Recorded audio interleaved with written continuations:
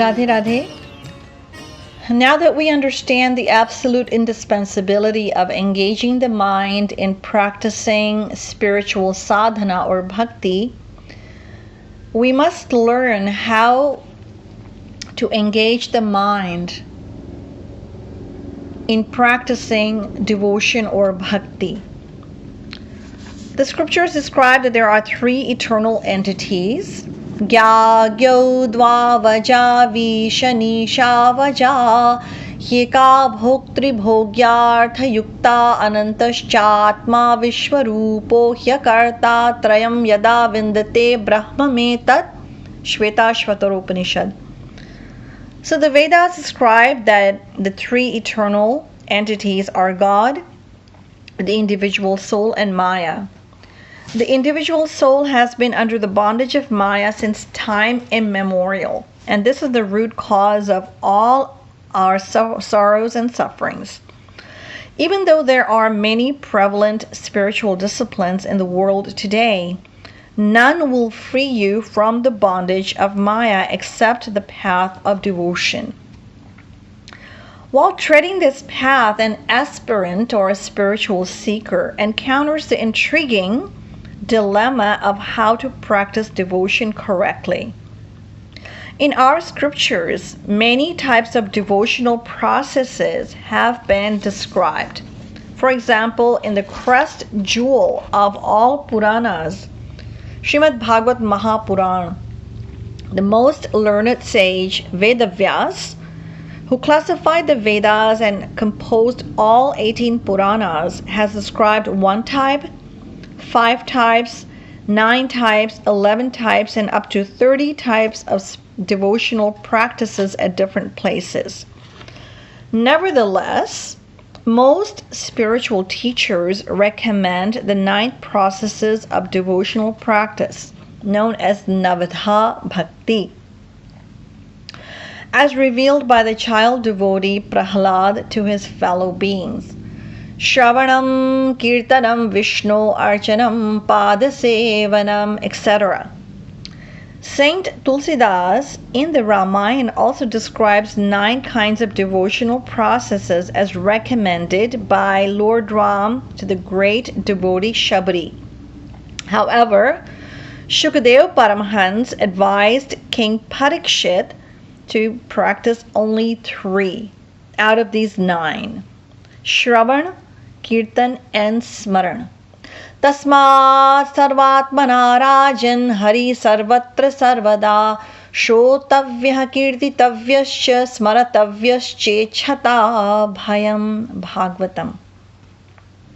That is, listening to spiritual principles from one's spiritual master, singing the glories of the Lord, or chanting his holy name, and engaging the mind in loving remembrance or loving meditation. My Gurudev Jagadguru Sri Kripaluji Maharaj advocates the practice of these 3 kinds of devotional processes. He attributes a name to the combination of all these 3 kinds of practices, and the name is Bhakti Yoga Sadhana. He further states that the essence of all the scriptures is to lovingly meditate on God regardless of the physical process. And hence there are not only 3 but innumerable types of devotional practices. In whatever way one can absorb his mind in loving meditation of God, it will be a type of devotion in itself. And this is why the scriptures declare, Yena kena prakarena manaha krishne niveshayet.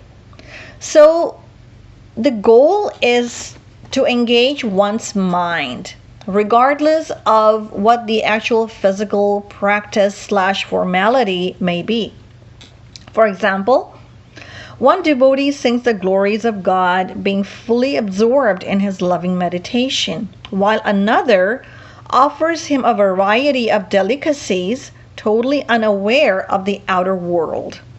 One chooses to decorate the deities installed in a temple, while another is equally absorbed, meditating on decorating their self-created image in his mind, or contemplating upon some other sweet, loving pastimes, and so on.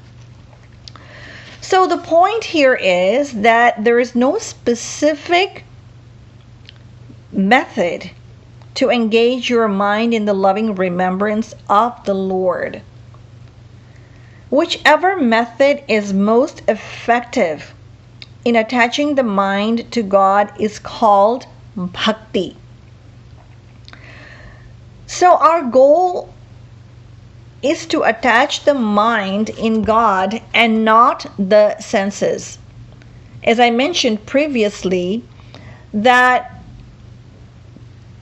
due to lack of understanding or no understanding, majority of the people, they simply engage their senses along with their physical body, leaving the mind free. But the scriptures very explicitly indicate that it is the mind that has to be engaged. Of course, you can add the senses and the body, and that's perfectly fine. So it is the mind. It can be attached in any manner, just like iron and touchstone should touch each other.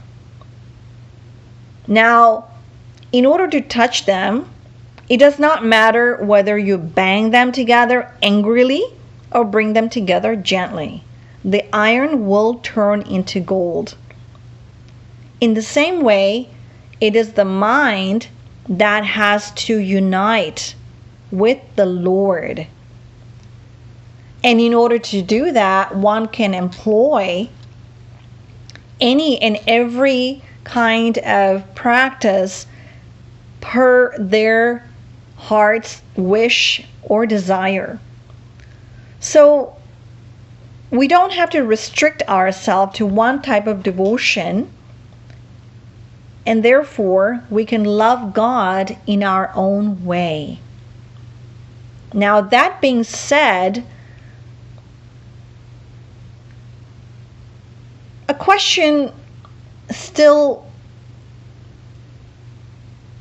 lingers in the mind of many individuals as to what are some of those ways of nurturing and fostering love for God. I will address this topic in my next lecture. श्रीमत सद्गुरु सरकार की जय, श्रीमत युगल सरकार की जय, जय जय श्री राधे, जय जय श्री राधे, जय जय श्री राधे.